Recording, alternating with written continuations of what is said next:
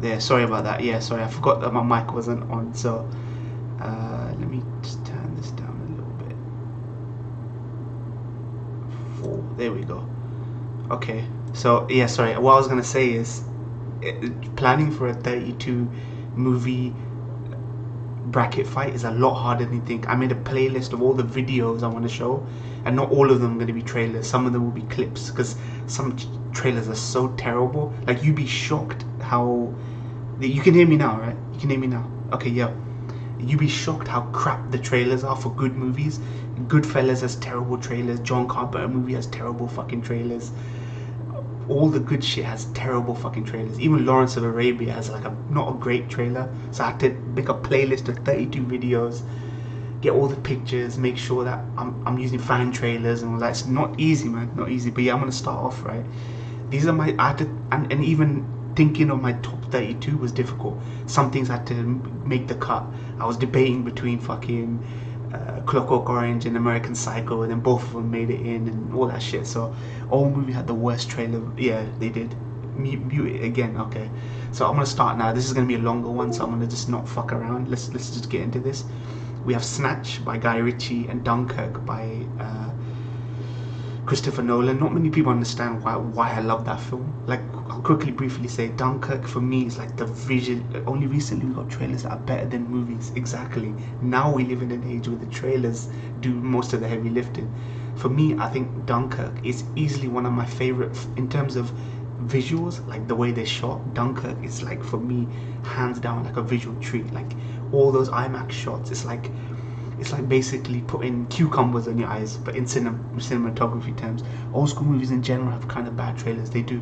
So I picked clips instead of short clips instead of trailers.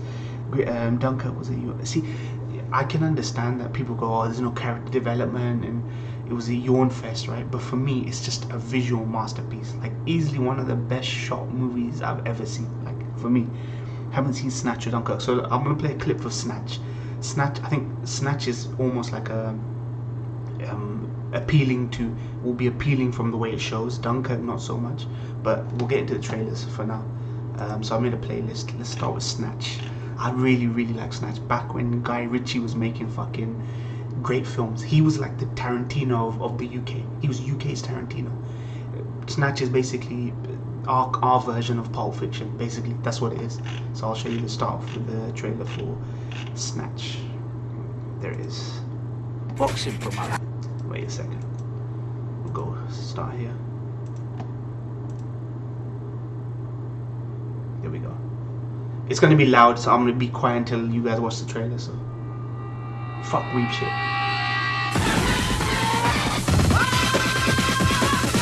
Frankie Four Fingers has a diamond the size of a fist. 86 carats. Do you know something that I don't? Jeez, it's flawless. Where? London. London. You know, fish, chips, cup of tea, Mary Poppins, London. What do I know about diamonds? I'm a boxing promoter. I've got a bare knuckle fight. I want to use the pike here. Concentrate. What? You're going to have to repeat that. Concentrate. What? What's a gun doing in your trousers? Protection. Protection from what? The Germans. The case that gave me the stone. The only man who knew the combination. You just shot. Getting heartburn. Tony, do something terrible. Where is the stone? Heavy. Shut up and sit down, you big bald. So what should I play? You can call me Susan if it makes you happy. I don't care if it's Muhammad, Imard, Bruce Lee. You're going down in the 4th round. Whoops. Okay, you guys get the idea, right? For me, easily, Brad Pitt is still working his Irish accent as we speak. Easily Ritchie's best film. I love Lock, Stock and Two Smoking Barrels, but this was basically where people started calling him the Tarantino, like the British Tarantino, right? Working British accent still, yeah. I mean, he's developed as a fucking thing.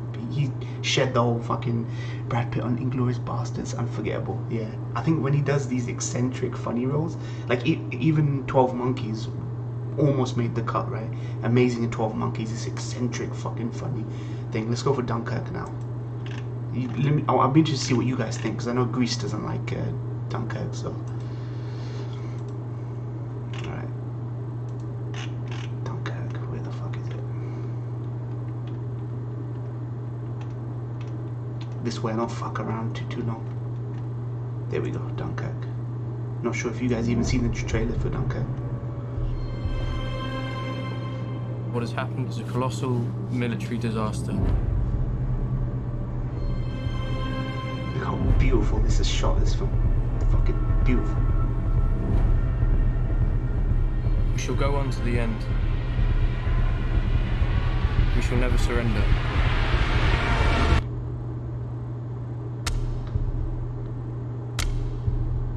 You were disappointed in this. We'll talk about it. We'll talk about it afterwards.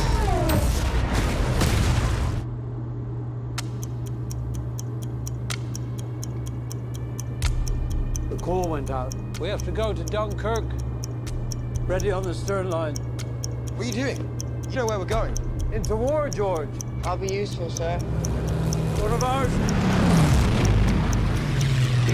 He's on me. I'm on him. I'm on him. Okay, you get the idea. You're right. So, for me, like, Dunkirk's more about the visuals than the writing on the page. This movie was meant to be primarily a silent film. That's the issue people had. Even Nolan was telling people, I really wanted the visuals to do the heavy lifting, like, because it's a silent thing. People aren't talking about their girlfriend back home. They're not talking, oh, I miss my dog back home, I'm gonna go back to my wife. People didn't have time to do that shit, right? I'm shocked that you're actually disappointed in that film. There are worse Nolan movies, in my opinion. Evening Lads, what up, Rubik? Will you do one for TV? Yeah, I'll do one for TV, but I have to plan that out as well.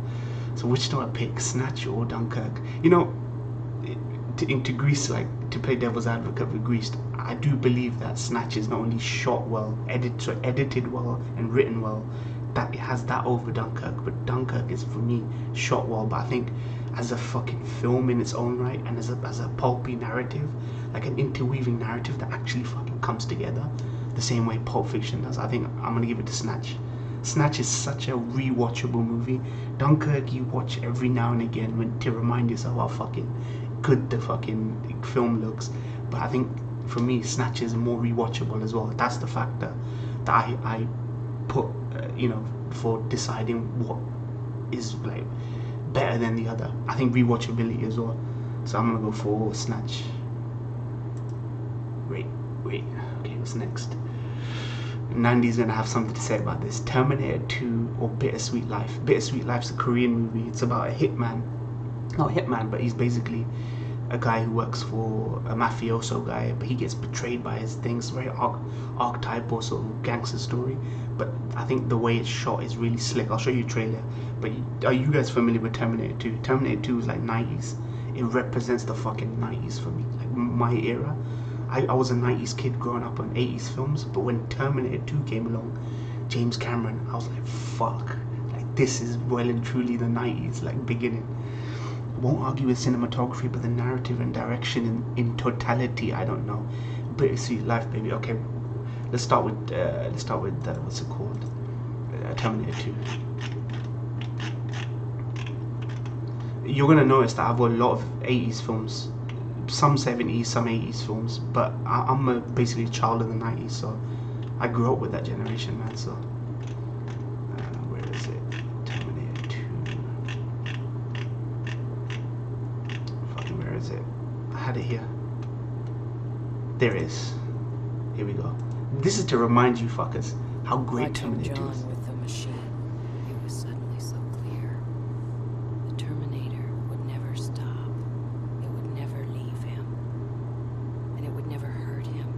Never shout at him or get drunk and hit him or say it was too busy to spend time with him. It would always be there, and it would die to protect him. Who says we never get strong females? Fathers came and went over the years. This machine, was the only one who measured up. In an insane world, it was the sanest choice. It's a behemoth of a film.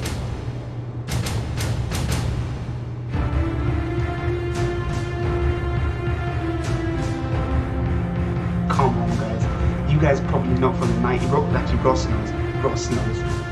This was the shit. This was the fucking shit. There he is, John Connor. And look what they've done to him. Look what they did to fucking John Connor. The new savior is a female. Okay, I'm gonna end it there. I don't want to fucking get caught. A great thrill ride. It look. People like to say, oh, it's not Oscar worthy. It's not got like Oscar level writing. The way it's shot, it's R-rated. Back when we actually used to get R-rated summer tentpole fucking movies, you know, we're coming back around to that stuff now, like R-rated, big budget fucking movies now. Like even Matrix was like, then after Terminator 2 came out, the next time something had this much impact was Matrix, like an R-rated epic. Like, you know, these two movies are very different. More, James Cameron is a phenomenal action director. These two movies are very different. I know. I mean, I didn't pick the brackets. They ran in one of the greatest movie openings. Yeah.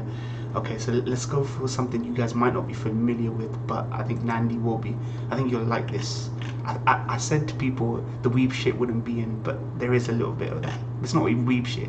Actually, technically, there is not a single Japanese movie in this bracket. Only Korean movies. So I'll show you that. There was a Chinese movie in there as well. Where is it? A Bittersweet Life. There we go. Terminator is going up against this. Sorry about the quality of the trailer though. I couldn't find anything better. So. 저한테 왜 그랬어요? 말해봐요. 몇 년 전 꽤 똑똑한 친구 하나가 제 밑에서 일한 적이 있었습니다.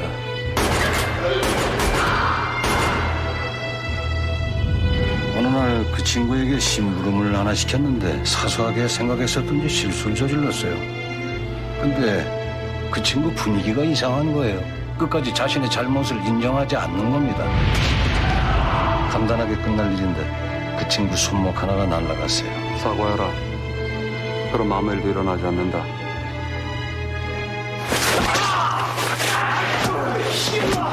저 잘못 건드렸어요. 뭔가 잘하세요.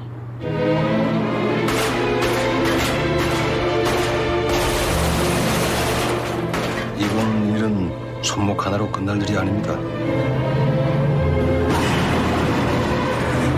이 아저씨 몰라도 한참을 모르시는군요. 내 말 좀 들어봐! 그게 지금부터 지워버려 그럼 지워지는 거예요?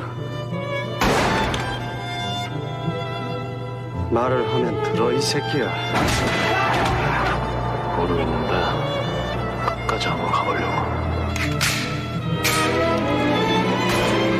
인생은 고통이야. 몰랐어? 아저씨는 아저씨 마음 다 알아요? Okay, I'll end there. The thing with this film is, I gotta say with Korean movie, he's got this stoic fucking face, right? You're thinking, what the fuck is this, right? Stoic face. He's got the most subtle fucking performance I've ever seen. You know when you got these stoic, like, it's like watching those old westerns where those fucking old fucking timers had these like really subtle fucking expressions, and they emoted a lot basically. Even the opening of the fucking film is like a quote or something, some philosophy about watching the trees moving. But what is it that moves? Is it the trees or the branches, or the fucking, is your heart that moves, right? He conveys so much with so little. Such a fucking brilliant film. It's a standard crime thriller action kind of film, but it's shot really fucking slick, and it's taken like cues from like Italian directors. Really fucking slick. Fucking busy life. More poetic than what it's way more poetic than that. Way more. And this makes it look like a fucking action film. It isn't. It's very slow, very paced.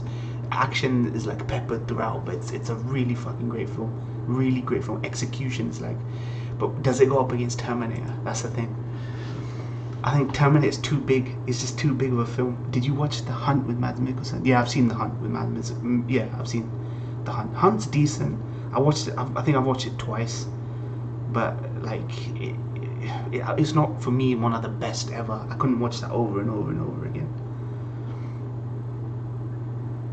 Terminator 2 holds up.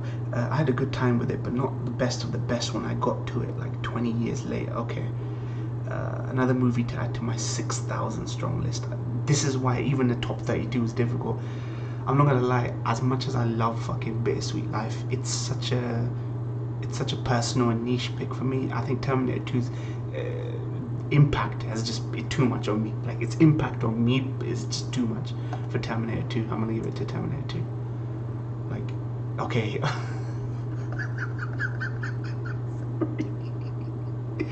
Okay, we got Lawrence of Arabia and we got Pan's Labyrinth. I don't know if you guys are into Spanish films, like Guillermo del Toro's films, but what do I start with here?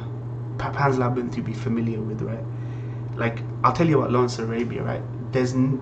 Nobody's gonna make a film like Lawrence of another movie nobody's gonna make a film like Lawrence of Arabia. It's not only a historical epic, like it's a period of history that rarely ever gets talked about. Like, what I think is World War One, and Britain's fucking fighting the Saudis against the Turks, and then it's about foreign policy. It's about fucking how the West only fights brown people against each other because they want fucking money and all that shit. You won't get a film like this again, man. Lawrence, hands down. Okay, hold on before you go into it, because Pan's Labyrinth is also Oscar winner, right? And the only person who's tried to make films like this is Ridley Scott, since nobody's even attempted to make films that even try and deal with the Middle East, and because you can't do the Middle East in any fair sort of way, right? And then people today would say, oh, white savior, right? That's why you can't make a film like Lawrence of Arabia. Pan's is quite unique, yeah. So you can't make a film because we got offense culture, right? People don't want to see a white dude in a film about the Middle, you know, that sort of thing. But we still get stuff like that Hemsworth film, right, on Netflix. But okay, Pan's Labyrinth, I love Pan's Labyrinth. It's like a dark adult fairy tale. It's basically a fairy tale made of fairy tale, Spanish film, but it's dark for adults. So I'll start with the fucking Pan's Labyrinth thing. You'll see what I mean about Pan's Labyrinth. I love that film.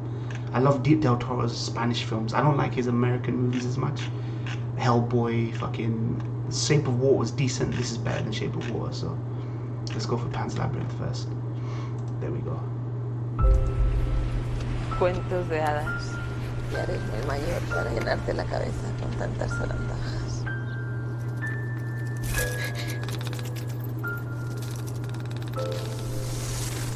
Nah, Zoomers need the fucking Lawrence of Arabia trailer. This is a really beautiful movie. Capitán, su mujer no debió haber viajado en un estado tan avanzado de embarazo. Su mujer necesita reposo absoluto. No me importa lo que necesite o lo que cueste. Cúrala.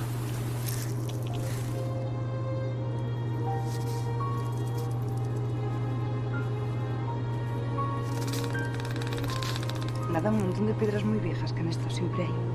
Antes incluso que el molino. Mejor que ni te acerques. Te puedes perder. It's a TV show though, Generation Kill. Gracias. Yeah, but it's a great TV show. La fiebre está bajando, no sé cómo, pero así es. Su cuerpo está respondiendo. Escúcheme bien. Si tiene que escoger, salve al niño. Y ese niño llevará mi nombre. Sálvelo a él. ¿Quién le ha dicho a usted que la criatura es un varón? This is a fantasy movie but has a political backdrop. No me joda. Here we go. They won the Oscar when the year it came out, Pan's Labyrinth, and for good reason.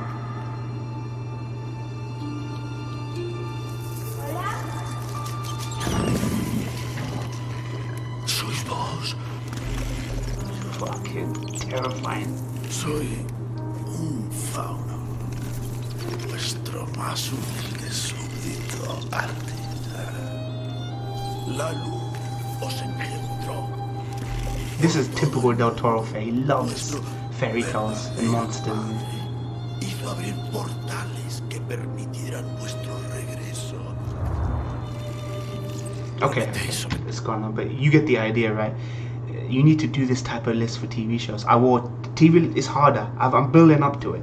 I'm not doing anime because everyone knows LTGH is going to be one.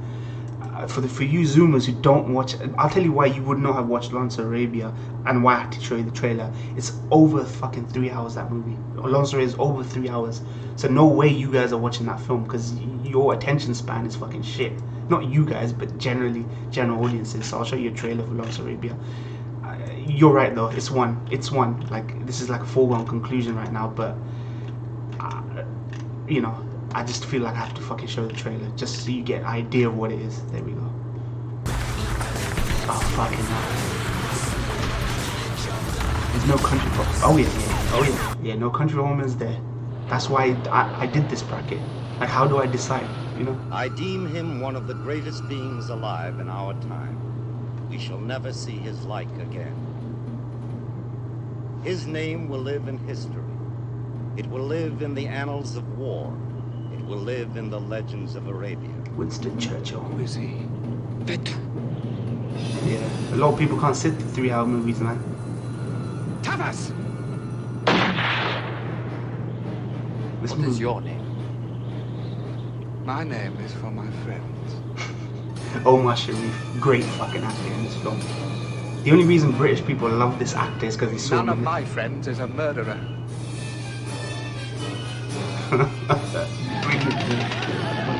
I watched it in 2 cities. I watched it in 2 cities, man. I watched it in 2 cities. Look how beautifully shot this is for its time.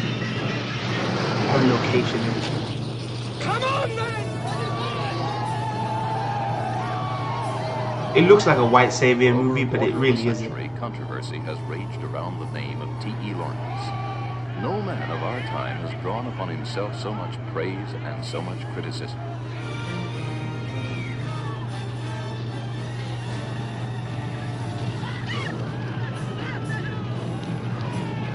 Lawrence of Arabia. All the top directors love this. Scorsese loves it. Spielberg loves it. Civilizations. Lawrence of Arabia, filmed against a canvas of awesome magnificence. Original Technicolor. Okay, you guys get the idea. I don't want to bore you. I sat through 7 Samurai and Apocalypse Now, so this film being long is no problem. But the film is shot in 2 parts. It actually has a part 1 and a part 2 and an intermission in the middle.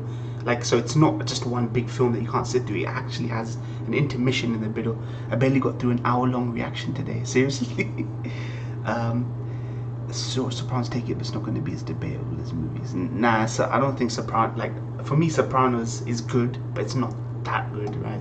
Okay, so we know Lawrence of Arabia with Pan's Labyrinth, but Pan's Labyrinth is strong contender. Okay, the next 2 are 1 Hour Photo and Ip Man. Honestly, Robin Williams does. There's 2 Robin Williams films I've got in my top 32. Robin Williams, everyone thinks he's a fucking comedian, he's high on drugs, blah blah blah. But he can be a fucking good fucking serious actor. I'll show you the trailer. The trailer actually does a good job of showing how fucking great he is. And then Ip Man, for me, easily the best. Like, even people say Jackie Chan, Drunken Master, blah blah blah. Ip Man is easily the best shot martial arts movie I've ever seen. It's a competent war period drama in its own right. And it's a great message. It's just a great fucking movie. So we'll start with 1 Hour Photo. I'll talk about that. Easily my favorite performance from Robin Williams is 1 Hour Photo. So let's get this one. There it is. R.I.P. man. R.I.P. I love this guy. Someone seems sad. They don't have any friends. It makes me feel bad for them. Who is that and doesn't have any friends? Sigh. The photo guy at the 1 Hour place? We really don't know that much about him, you know? I mean, he might even have a lot of friends. He probably has a girlfriend and a mommy and a daddy who love him. I don't think he does. I've been doing mini lab work for over 20 years now. I consider it an important job. Great fucking performance. Hi, Mrs. Yorkin. Can I get that address again? Yes, it's 326 Serrano Terrace. Conceptually, it's a really great film. What you got there, family photos? Sure. Yeah, you mind if I take a look? Other people's photos. Fake life, man. You're a very lucky man, Mr. Yorkin. You have a wonderful family. And if you don't mind my saying so, a very beautiful house, too. I'm sorry? Love it.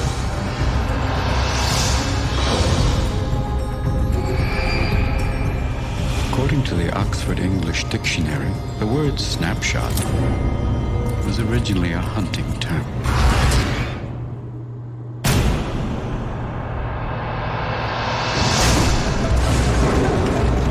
Okay, I'm not going to spoil this for you, but you get to find out what makes this guy tick, right?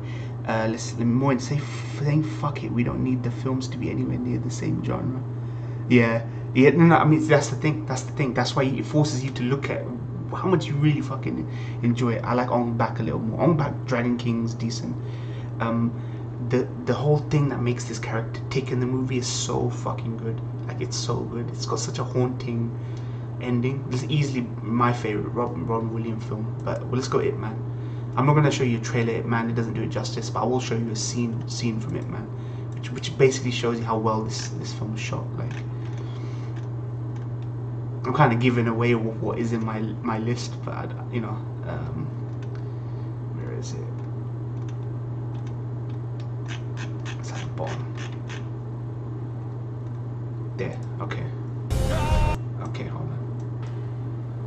We'll show it, man. Honestly, take this as a recommendation. Even if you don't want to take it as, oh, this ain't the best movie of all time. What are you talking about? Take all of these as a recommendation. Raid on back. Raid. For me, because of the way Ip Man shot, it was the only martial arts movie that got in. So yeah, NGE was in 1 hour photo.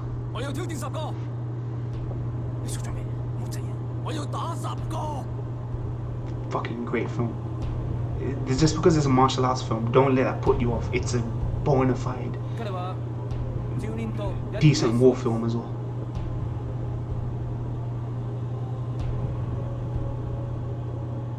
Japan occupying China, fam.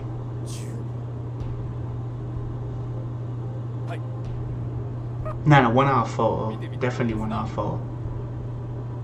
Because there's another film Robin Williams does in this that's like Good Will Hunting.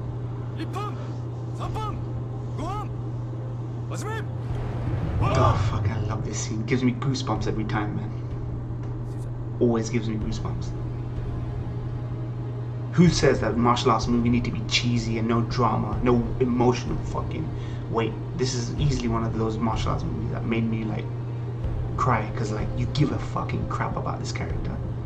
He's a great fucking role model as well for people.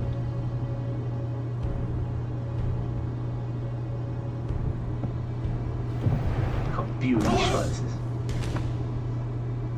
Yeah, Cinderella Man overrated. I feel Good Will Hunting a little bit overrated, just a little bit. Rain Man as well, I think is a little bit underrated, overrated. Sorry.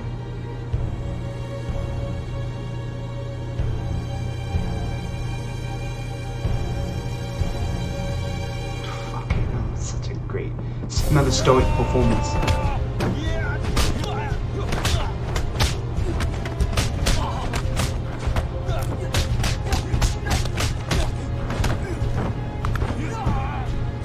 Dance, man.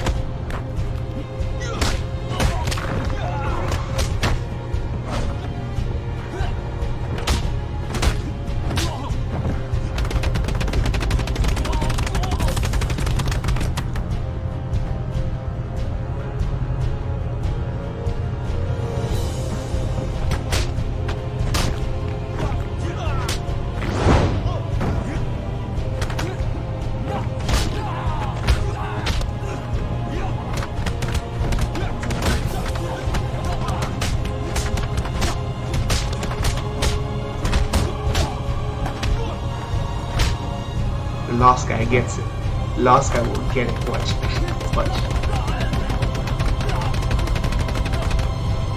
No him.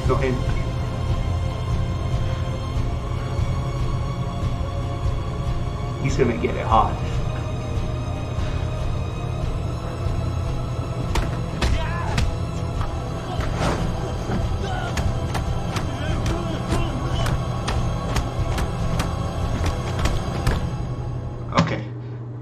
The thing with this is, like, this is only loosely based on Ip Man's life, right? Only loosely based on Bruce Lee's trainer, basically, sensei, whatever.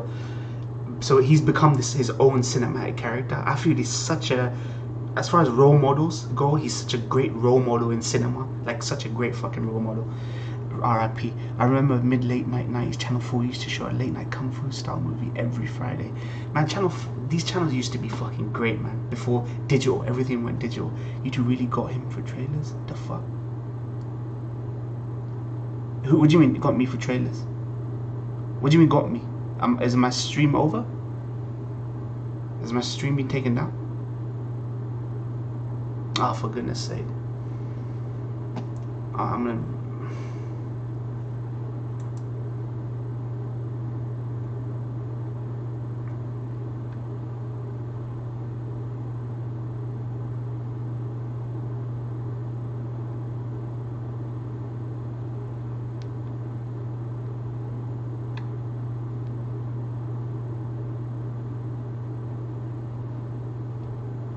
I'll restart with the different ones.